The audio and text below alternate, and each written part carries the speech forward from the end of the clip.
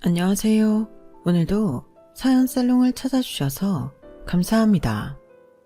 저는 경기도 용인시에 살고 있는 40대 초반의 여성이에요. 결혼한 지 10년 조금 안 됐고 남편과 딸아이들과 재미있게 살고 있어요. 동네에서 피아노 학원을 운영하고 있고요. 한때는 유학까지 가서 멋지게 교수가 되는 것도 꿈이었는데요. 대학을 다니다 보니 공부 말고 사회생활이 하고 싶더라고요. 그래서 4학년 2학기 때 전까지 유학 준비하던 걸 접고 뒤늦게 취직을 해 공부를 시작했어요. 여러 군데에 이력서를 냈는데 생각지도 않은 미술관에서 연락이 와 바로 면접을 보고 사회생활에 뛰어들었어요. 그러다가 모기업에 다니는 동갑내기 남편을 만나게 됐고 첫 아이를 낳을 무렵에는 퇴사를 했네요. 그러다가 큰아이를 낳고 돌이 되기 좀 전부터 피아노 학원을 시작했어요.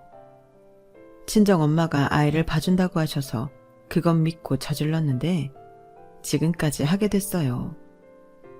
아이를 키워서 그런지 학원에 오는 애들을 보면 더 잘해주고 싶고 잘 가르치고 싶은 마음에 정성껏 레슨하고 대했는데 그게 입소문이 잘 났던 것도 있어요. 결혼 생활을 하다 보니 싱글일 때 꿈꿔왔던 것과 다른 게 참 많더라고요. 생각보다 좋지 않은 날이 더 많았던 것 같기도 하고요. 남편도 내 마음 같지 않은 게 힘들 때도 있었어요. 지금도 남편한테 섭섭함을 느끼기도 하고 남편도 저한테 서운하다고 따지기도 해요. 그럼에도 저희는 서로에 대한 신뢰가 있어요. 믿을 만한 사람이라는 거, 남한테 해를 끼치지 않는다는 거, 늘 내 마음처럼 해주지는 않아도 좋은 사람이라는 거, 뭐 그렇네요. 남편도 저를 이 정도로만 생각해줘도 바랄 게 없을 것 같아요. 시부모님들은 결혼 전이나 후나 별반 다르지 않았어요. 딱히 저를 좋아하는 것 같지도 않았지만 그렇다고 싫은 티를 내시거나 말도 안 되는 소리를 하신 적도 없었고요. 그냥저냥 남들처럼 평범하게 살아가던 저희는 결혼하고 3년째 됐을 때 많은 변화를 겪게 되었죠. 그때가 저희 큰딸이 돌이 좀 지났을 때인데요. 시동생이 결혼을 하게 됐거든요. 동서는 깜찍하고 귀여운 느낌의 외모였어요. 시동생은 엔터테인먼트 쪽에서 일을 해서 그런지 외모를 많이 따지는 편이었고 자기가 좋아하는 스타일이 확실했어요. 남편하고 저는 상견례에서 돌아와 아주 딱 지 마음에 드는 얼굴을 고른 것 같다고 얘기하며 웃었던 기억이 나네요. 저보다 5살 아래인 동서는 서방님보다는 3살 아래였어요. 서방님은 동서를 꽤나 어린애 대하듯 했고 동서도 그걸 좋아하는 것 같더군요. 그저 귀엽고 조금은 철딱서니도 없어 보인다 싶었을 뿐 크게 이상하다는 느낌을 받지 못했어요. 그런 말이 있죠. 사람 속은 정말 모른다고요. 겉으로만 봐서는 알 수 없다고요. 동서가 딱 그런 사람이었어요. 결혼하고 1~2달 지나고 나니 서서히 처음과는 다른 모습을 보이더군요. 시작은 시어머니가 제삿날 부르셨을 때였어요. 서방님 부부가 결혼하고 처음 시댁에 왔을 때 동서하고 약속했던 게 있었어요. 동서, 2달 있으면 제사가 있어. 시할아버지 제사인데 어머님이 동서랑 나랑 역할 분담을 했으면 좋겠다고 하셨어. 정말요? 제가 어머니한테 물어봐도 되죠? 어머니, 형님한테 저랑 제사 때 역할 분담하라고 하셨어요? 내가 그렇게 말했다. 큰애 보고 상의하라고 했지. 제사 말고 명절 같은 것도 2사람이 의논해서 분담하면 좋겠어. 그래야 서로 의안상하지. 어머니, 근데 형님이 분담하시면 아무래도 제가 하라는 대로 할 수밖에 없잖아요. 그럼 저한테 일감이 더 많이 떨어질 수도 있는데 뭐라고 말하기도 그렇고요. 그냥 어머님이 정해주세요. 그럼 저도 불만 없이 할 수 있을 것 같은데요. 동서, 내가 분담하면 무조건 동서한테 일을 떠넘길 거라고 생각한 거야?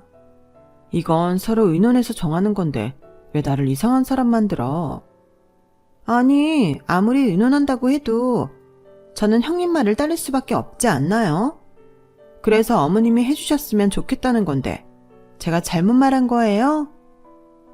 아이고, 그래 알았다. 정하기도 전에 말 나오는 거 보니 어쩔 수가 없네. 그럼 작은 애는 아직 우리 집 입맛도 잘 모르고 부엌도 낯설 테니까 장을 봐오는 건 둘째가 전담해라. 음식은 나랑 큰애가 같이 하마.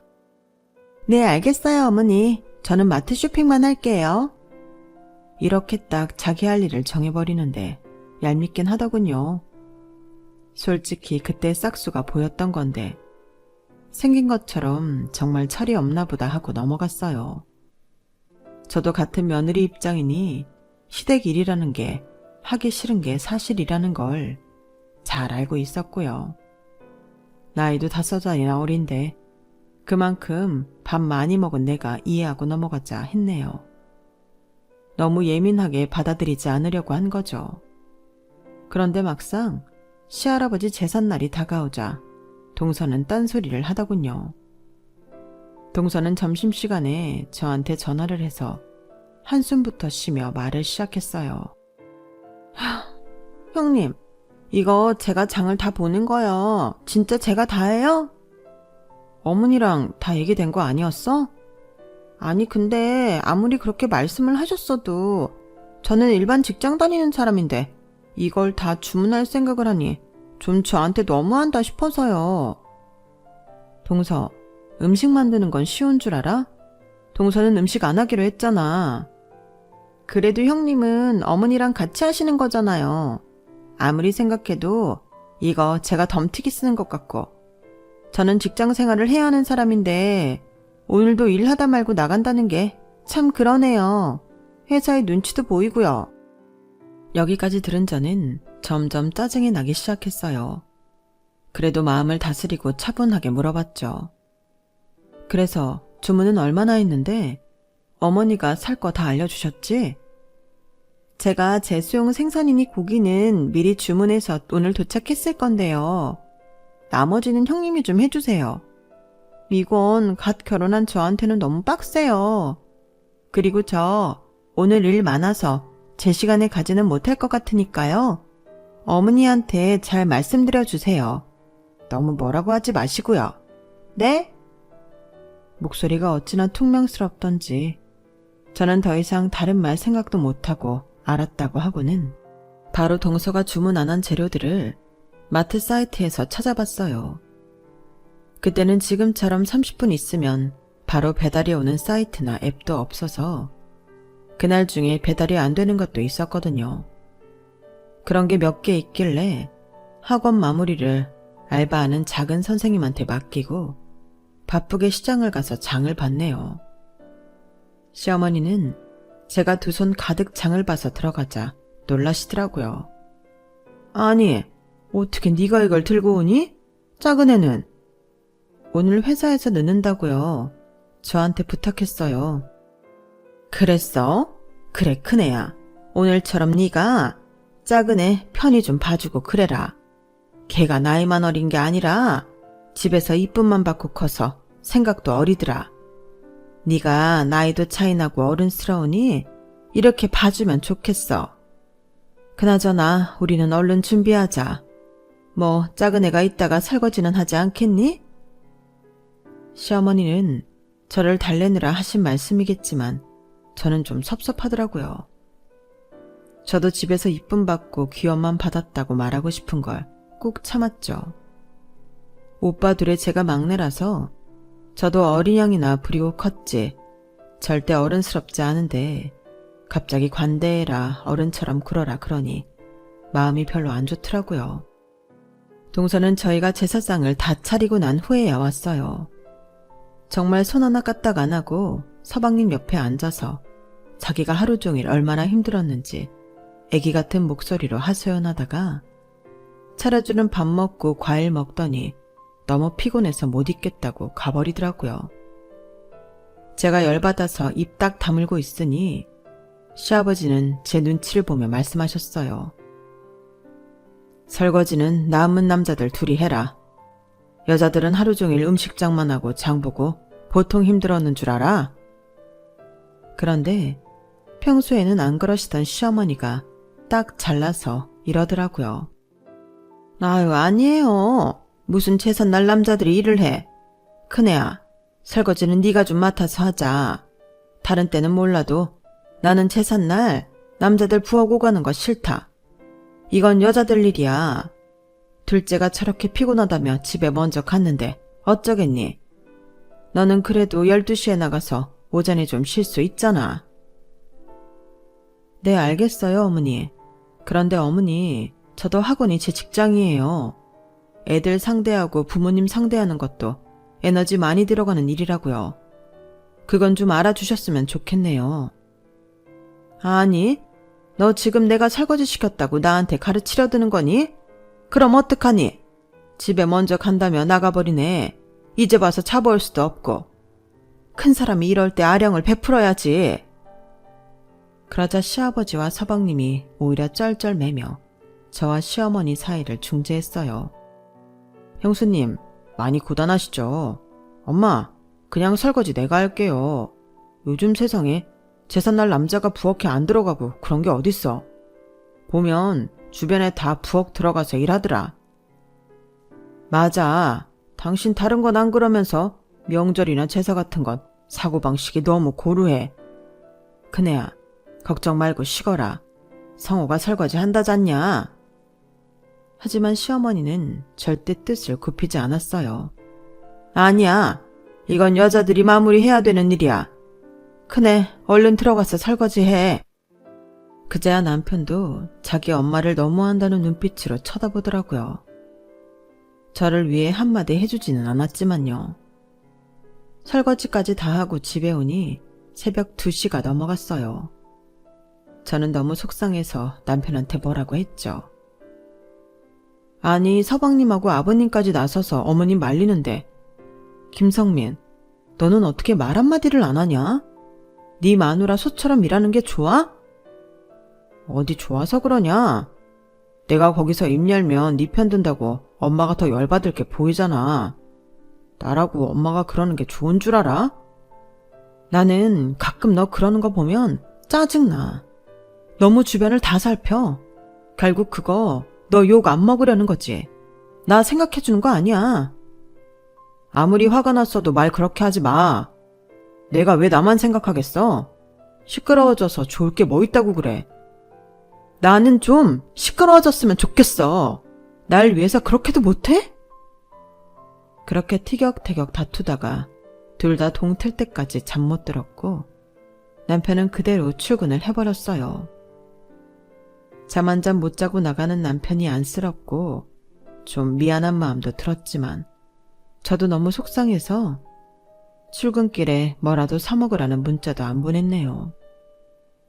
그날 오후 남편은 저한테 문자를 보냈어요. 커피 쿠폰과 함께요.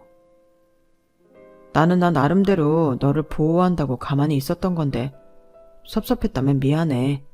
기분 풀고 애들 잘 가르쳐. 직접적인 표현은 잘 못해도 문자로라도 늘 미안하다는 말을 먼저 해주는 남편이었어요. 그러니까 살았지. 안 그러고 끝까지 자기만 잘났다고 했다면 저희 사이도 나빠졌을 거예요. 저도 너무 속상해서 그랬다며 미안하다고 했고 그렇게 잘 넘어갔네요. 하지만 동서는 그 뒤로 점점 더 이기적인 모습을 보였어요. 제사일이 있고서 두어 달쯤 후에 추석이었거든요. 추석을 앞두고 몇 주 전 시댁에 다 같이 모였을 때 동서가 말했어요. 어머님, 아버님, 저희가 결혼하고 첫 명절이기는 한데 성우 오빠 휴가 내기 어려운 거 아시죠? 그런데 웬일로 추석 연휴에 그냥 다 쉬라고 했대요. 그래서 제가 일본 여행 예약했어요. 저 이렇게 오빠랑 명절 연휴 같이 있는 거 앞으로 없을지도 몰라요. 이번 추석에는 저희 여행 다녀올게요. 친정에도 얘기했는데 그러라고 하셨어요. 네? 시어머니랑 시아버지는 잠시 당황하시는 것 같더니 알겠다고 하셨어요.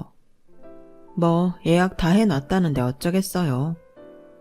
서방님이 연예기획사에 다니다 보니 명절에 더 바쁠 때가 많다는 걸 두 분도 잘 알고 계시니 이해해 주시는 거였죠. 저랑 남편도 그랬고요.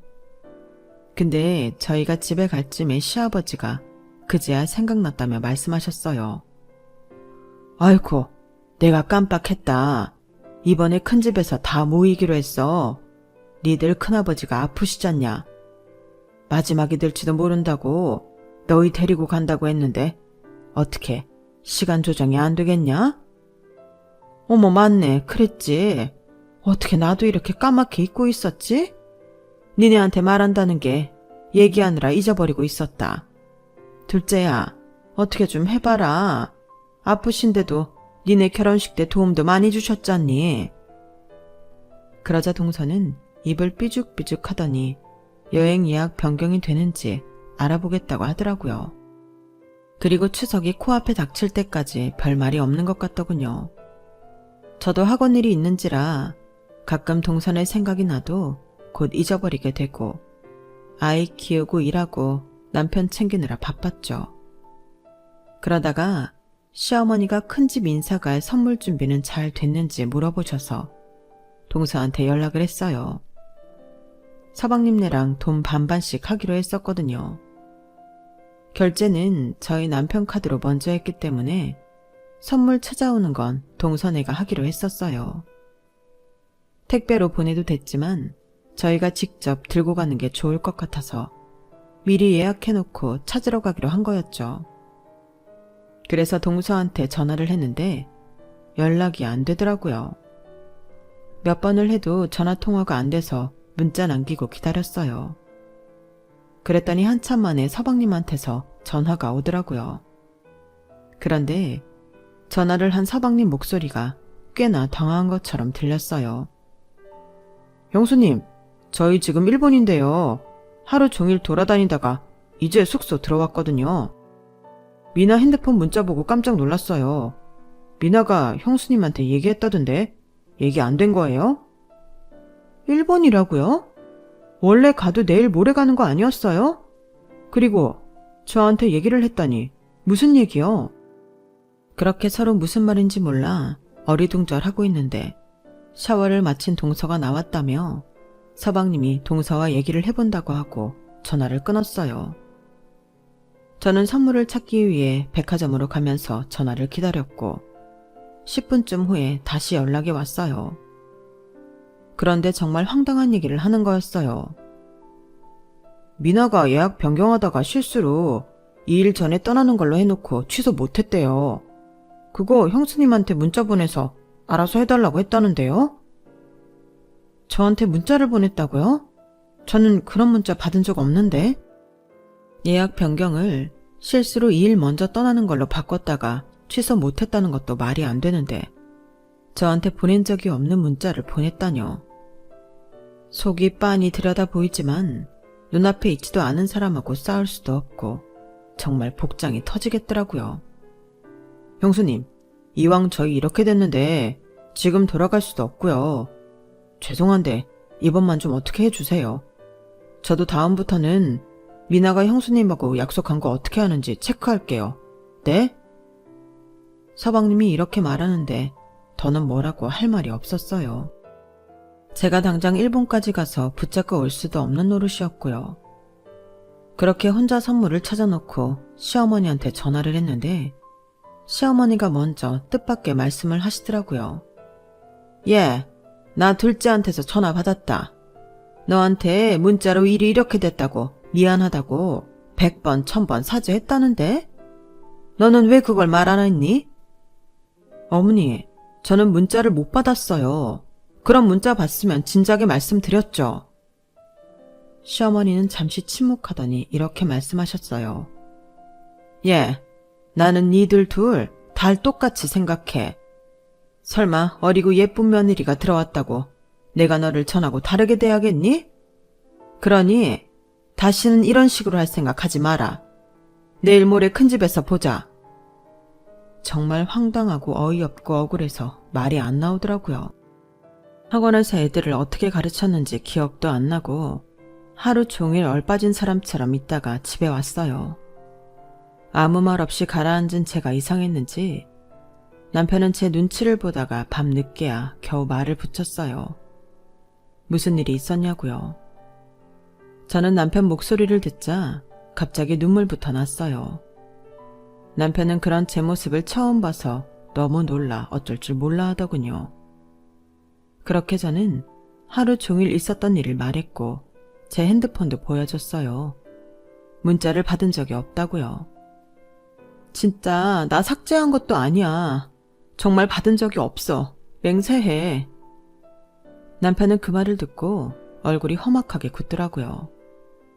아무튼 자기라도 진실을 알고 있으니 너무 속상해하지 말라며 위로를 해줬어요. 그리고 추석에 큰 집에 갔을 때 저는 시어머니를 보고 웃으며 인사가 되지 않더라고요. 시어머니도 시아버지도 저나 남편이 이상한 걸 눈치챘는지 필요한 말 외에는 시키지 않았어요. 그렇게 큰 집에 다녀와서 잠깐 시댁에 들렀어요. 제가 화장실에 갔다가 나오는데 안방에서 남편과 시어머니가 얘기하는 소리가 들리더라고요. 남편은 정중하지만 꽤 단호한 목소리로 말했어요.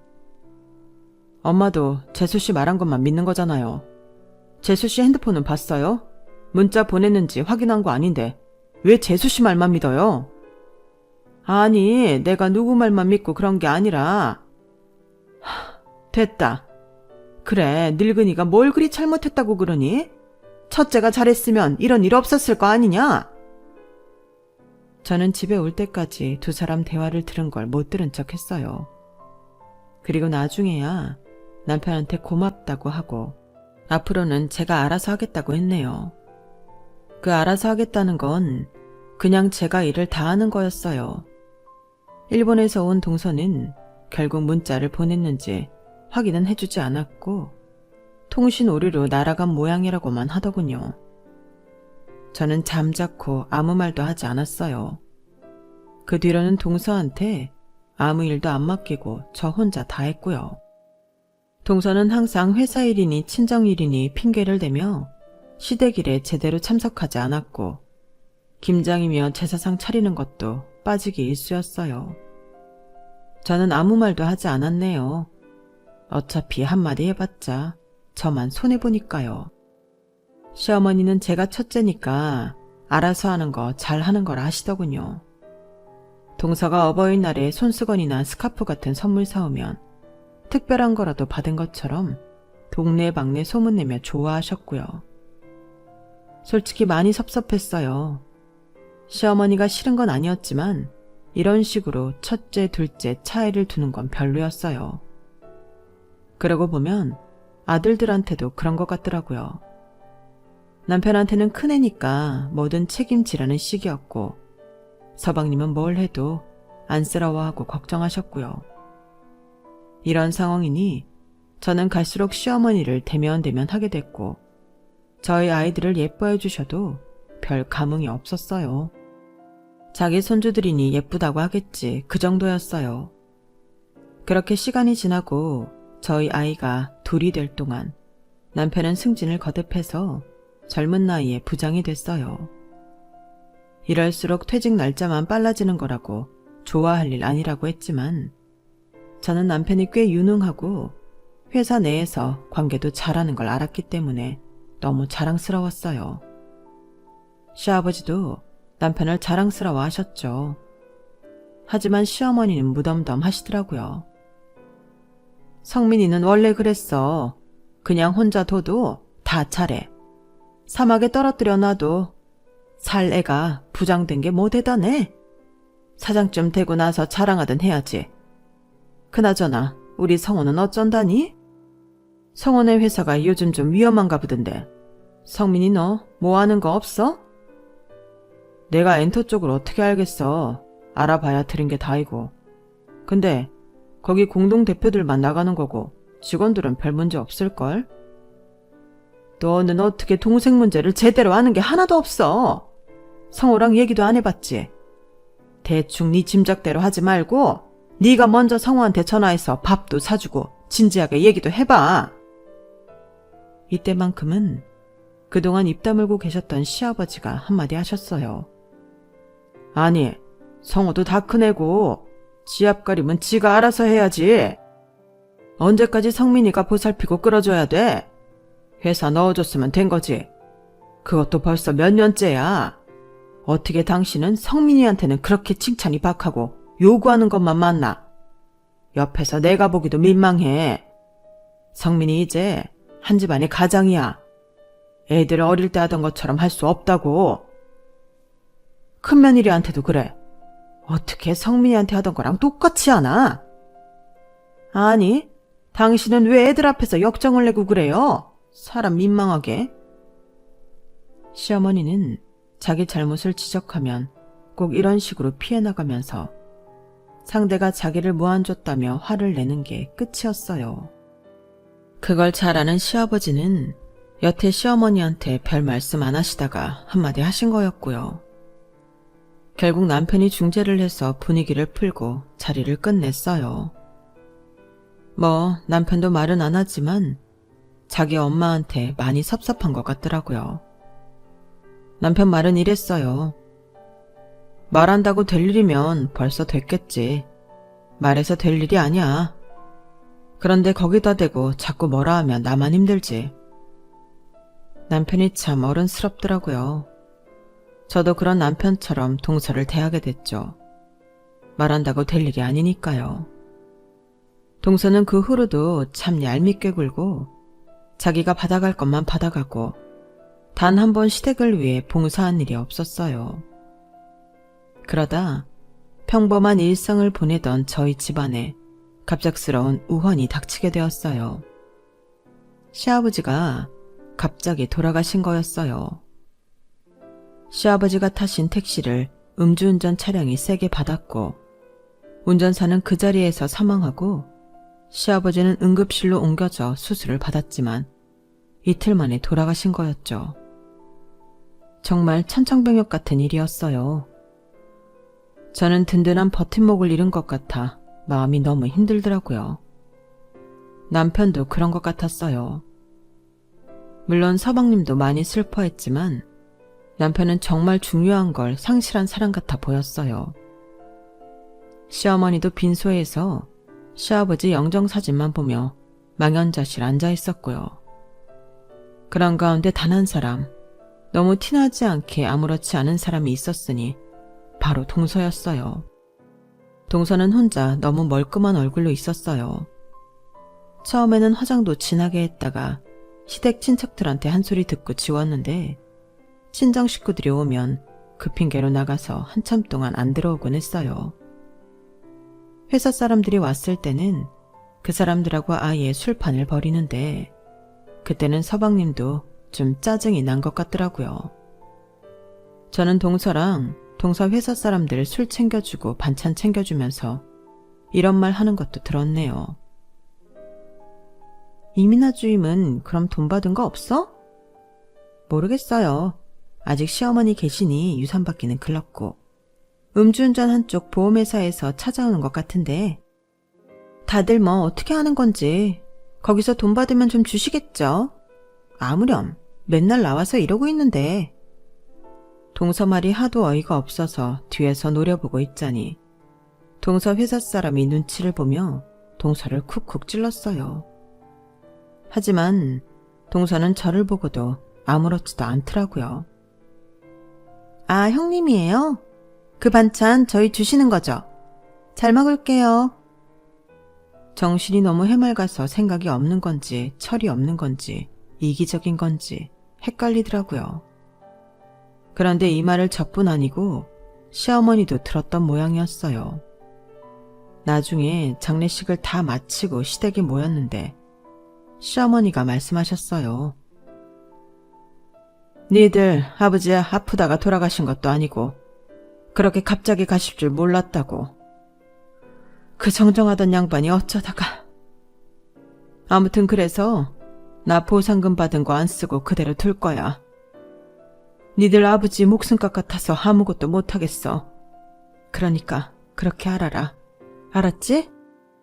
라며 동서를 쳐다보는데 동서는 그 와중에도 실망한 기색이 역력하더라고요. 오히려 서방님이 민망해서 어쩔 줄 몰랐고요. 저와 남편은 당연한 거라고 어머니 뜻대로 하시라고 하면서도 동서의 태도가 기가 막혀 솔직히 그날 둘이서 뒷담화 좀 했네요. 철이 없는 게 맞는 거냐, 혹시 사이코패스 아니냐 그러면서요. 그런데 엎친 데 덮친다고 하죠. 시아버지 돌아가시고 2달이나 지났을까요? 시어머니가 계속 회복을 못하셔서 병원에 모시고 갔더니 큰 병원에 가보라는 거였어요. 저나 시어머니나 충격 때문에 몸이 아픈 거라고 생각했는데 솔직히 충격이었네요. 그래서 우선 지역에 있는 중형병원을 먼저 가보게 되었어요. 저희 친전 쪽 친척 중에 아산병원 의사가 있어서 그분 통해서 예약 잡겠다고 했는데 시어머니가 싫다고 하시더라고요. 예, 그냥 검사 받는 건데 뭐 거기까지 가니 됐다. 그리고 아프면 얼마나 아프겠어? 내 몸은 내가 안다. 남편과 제가 몇 번이고 설득했지만 하도 싫다고 하셔서 결국 중형병원에 갔는데 그 결과는 정말 저희 모두를 절망에 빠뜨리는 거였어요. 위암 말기인데요. 터미널이라고 하죠. 3개월에서 5개월 여명 보고 있습니다. 네? 정말이에요? 뭐 잘못된 거 아니에요? 어머니 음식 다 잘 드셨는데요. 제가 너무 놀라 몇 번이고 다시 확인해 달라고 했고 의사는 난처한 표정으로 저를 보더라고요. 저는 순간 시어머니를 보자마자 눈물을 주르륵 흘렸어요. 미운 정도 정인지 정말 어쩔 줄 모르겠더라고요. 제가 울자 시어머니도 당황하셔서 제 등을 토닥여 주셨어요. 예, 뭘 그렇게 울고 그러니? 나도 멀쩡한데. 괜찮아. 사람 인생 다 그런 거지 뭐. 아니 그래도 이런 게 어딨어요. 저는 남편한테 이 사실을 알리고 하루 종일 멍하게 있었어요. 남편도 충격이 컸는지 말을 못하더라고요. 소식을 들은 서방님도 저희 집에 와서 한참을 울고 갔고요. 엄마 앞에서는 울지 못하겠어. 힘드실까봐. 불효만 한 것 같은데. 2분 다 이렇게 떠나시면 어떡해. 이럴 줄 알았으면 더 잘하는 건데. 그렇게 다들 황망한 시간을 보낸 다음 날이었어요. 남편은 마음이 너무 힘들다며 휴가를 내고 집에 일찍 왔고 저도 평소보다 학원을 일찍 정리하고 들어와 있었어요. 아이들도 엄마 아빠 분위기가 심상치 않다는 걸 아는지 평소처럼 웃고 떠들지 않고 조용하더라고요. 그렇게 있는데 갑자기 전화가 한 통 오더군요. 보니까 동서였어요. 저는 동서랑 오래 통화하고 싶은 마음도 없고 무슨 얘기 들어줄 생각이 없어 그냥 무시했는데 몇 번이고 다시 전화가 오더군요. 귀찮아서 통화 버튼을 누르고 스피커폰으로 했죠. 동서, 왜? 형님, 제가 어제 어머니 시험 보라는 얘기 듣고 오늘 그 동네 부동산에 갔거든요? 뭐? 어딜 가? 스피커폰으로 들리는 통화를 들은 남편도 소파에 누워있다가 벌떡 일어났어요. 부동산이요. 시댁 아파트 얼마나 가는지 물어봤죠. 거기 동네도 좋고 아파트 평수도 좀 되잖아요. 그랬더니 얼마라는 줄 아세요? 20억이래요, 20억. 못 받아도 그렇게는 받는다는 거예요. 남편은 이미 화가 나서 맛이 간 눈이었고 저도 열이 받았어요. 그래서 무슨 말이 하고 싶은 건데? 무슨 말이나뇨. 재산분배죠. 저희 좀 더 받아서 이것저것 처리해도 20억은 나오니까 10억씩. 오케이? 제가 막 뭐라고 하려는데 남편이 옆에서 꽥 소리를 질렀어요. 지금 말 다 했어? 저는 남편이 그렇게 화가 나서 고함치는 모습은 처음 봤네요. 애들도 놀라서 방으로 들어가 버렸고요. 동서는 남편 목소리를 듣더니 놀라서 전화를 끊었어요. 그런데 남편이 바로 밖으로 나가더라고요. 아무래도 뭔 일 나겠다 싶어 저도 얼른 뒤따라 나갔더니 남편이 택시를 잡아 타고 어디론가 가더군요. 저는 차에 올라타 운전해서 택시 뒤를 따라갔어요. 보니까 서방님네 아파트였어요. 이건 무슨 일 나겠구나 싶어서 남편이 올라가고 바로 따라갔어요. 그랬더니 현관문도 열려있고 안에서 뭔가 와장창 깨지는 소리가 나는 거였어요. 동서는 비명을 질렀고요. 제가 현관문을 닫고 들어가니 남편이 거실의 장식장을 다 쓰러뜨리고 화병까지 깨먹었더라고요. 저는 얼른 남편을 부둥켜 안고 말렸어요. 김상민, 여보 진정해, 어? 동서 이런 사람인 거 모른 거 아니잖아. 형님, 아주버님 미쳤나봐요. 어떻게 이럴 수 있어요? 저 경찰 부를 거예요. 불러봐. 나도 할 말 있으니까. 뭐? 엄마 곧 돌아가실 것 같아 다들 충격받았는데 그 와중에 아파트 팔아서 나누자고? 이게 말이야 똥이야. 어떻게 가정교육을 받고 자랐으면 정신상태가 이따위야. 성호 네 마누라가 본가 부동산 간 거 알았어 몰랐어? 어제 우리 집에 와서 울던 건 쇼야 뭐야? 나도 몰랐어 형. 안 그래도 그걸로 싸우고 있었다고. 형 한번 화나면 집안 날아가는 거 아는데 내가 왜 거짓말을 해. 진짜야. 남편은 웬만해서는 화를 내지 않는 사람이라 저도 너무 놀랐어요. 나중에 서방님한테 들으니 대학 때도 이렇게 크게 화를 내서 집안 물건이 남아나지 않은 때가 있었다고 하더라고요. 이봐요 이민아 씨. 아무리 인간이 이기적이어도 그렇지 당신 감싸주던 시어머니 아프시다는데 그런 말밖에 못해? 성호 너 잘 들어.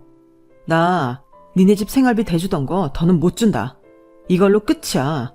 모자라는 거 네가 알아서 채워. 사실 그동안 남편이 서방님 생활비 모자라는 걸 채워주고 있었어요.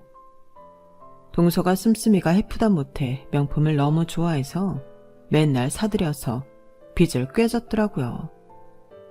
서방님도 못 버는 건 아닌데 월 200 겨우 받는 동서가 돌을 넘게 돈을 쓰니 아파트 대출금 갚으며 생활비 감당이 안 됐던 거죠.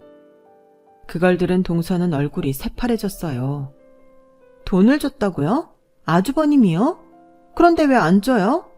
어머, 이런 법이 어딨어요? 여기 있어요. 나는 짐승보다 못한 것하고는 상대 안 합니다. 결국 동서는 저희 앞에서 싹싹 빌었어요. 정말이지 돈 앞에서는 얼마든지 비굴해질 수 있는 여자더라고요. 안 돼요. 저는 돈 없으면 못 살아요. 그것만은 제발요. 네?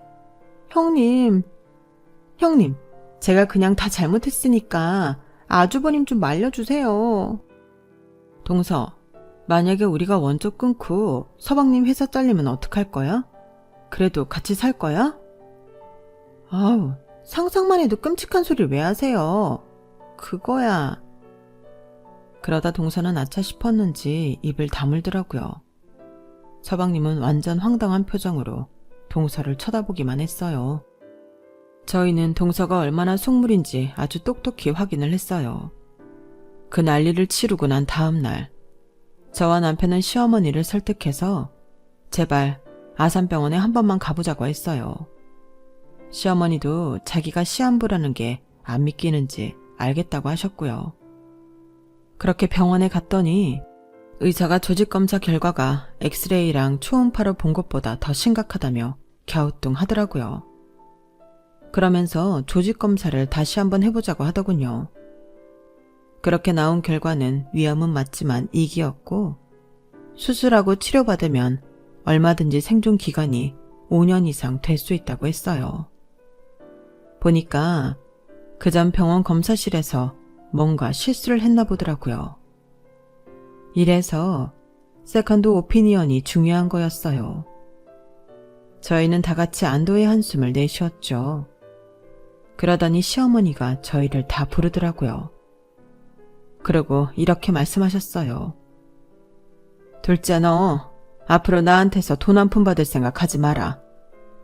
내가 니들 아버지 가실 때만 해도 그냥 좋게 생각하려고 했어. 귀엽다고 예뻐한 며느리한테 갑자기 모질게 굴고 싶지도 않았고. 그런데 이건 아니지 싶다. 나도 다 알아. 니들 난리 났었잖아. 성우, 니네 앞집에 사는 사람들 내 친구 딸내야. 그래서 친구한테 들었어. 우리 집 시세를 알아봤다고? 반으로 나누자고 했다고? 절대 그럴 일 없을 거다. 나 여기서 공개적으로 말하는데 내가 나중에 죽어도 이 집은 오로지 첫째 거야. 성원 너도 거기에 할 말 없을 거야. 알지? 저희도 몰랐는데 그동안 동서는 시어머니한테서도 용돈을 받았더라고요. 아니, 늙으신 부모님 용돈을 줘도 모자랄 판에 돈을 받아갔던 거였죠. 그 말에 동서는 얼굴이 하얗게 질렸고 아무 말도 못하고 돌아갔어요. 그리고 얼마 후 서방님은 이혼 소송을 하기로 했다며 풀이 잔뜩 죽어서 저희 집에 왔어요. 어차피 아이도 안 가졌고 그렇게 아이를 싫어하더라고요. 내가 잠깐 뭐에 홀렸던 것 같아. 동서는 서방님하고 살아도 이제 자기한테 좋을 게 하나도 없다고 생각했는지 이혼을 하겠다고 하다가 자기가 받을 돈이 얼마 없는 걸 알고 소송을 했지만 결과적으로 서방님한테 유일한 판결이 나왔네요. 그게 벌써 6개월쯤 지났어요. 그 소동을 벌이는 새에 시어머니는 수술도 잘 하시고 항암 치료도 잘 받고 계세요. 가끔씩 시골에 내려가 계시다가 올라오시고요. 저는 친정어머니랑 시어머니 모시고 해외여행도 하고 좀 더 마음 내려놓고 살고 있어요. 시아버지 시어머니 돌아가시고 아프신 거 보니까 인생 너무 아등바등 살고 싶지가 않더라고요. 그냥 모두에게 친절하며 행복하게 사는 게 좋을 것 같아요. 남편한테도 너무 일 열심히 하지 말라고 했고요. 그랬더니 남편은 그냥 허허 웃네요. 저희는 지금도 예전처럼 평범히 남들처럼 가끔 싸우기도 하고 화해하며 잘 지내고 있어요. 서방님은 싱글이 되고 나서 일도 더 잘 돼서 지금은 다른 소속사로 옮겨 직급도 올라갔고요. 사람 사이에도 더 잘 맞는 게 있는 것 같아요. 서방님이 아직은 재혼 생각이 없다고 하는데 언젠간 짝을 만나면 또 어떻게 될지 모르죠. 시어머니는 서방님이 재혼하길 바라시니까요. 그럼 제 이야기는 여기서 마칠게요. 끝까지 들어주신 분들 다들 감사드리고 늘 건강하세요. 여러분, 사연 댓글에 응원과 현명한 조언 부탁드려요. 좋아요와 구독은 저에게 큰 힘이 됩니다. 오늘도 좋은 일 가득하세요.